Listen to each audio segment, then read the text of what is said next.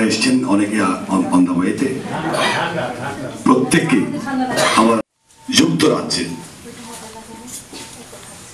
করি, কিন্তু আমার মনে হয় আমরা খুব বেশি সংখ্যক লোকের কাছে পৌঁছাতে পারি।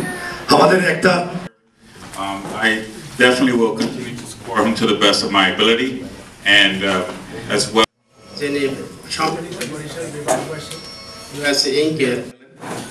তো ওয়াশিংটন ডিসিতে যে মিটিং এর কথা আমাকে বলা হলো মাত্র, সেই চিন্তা অনেক কিছু থাকে কিন্তু সেটি বাস্তব হয় না।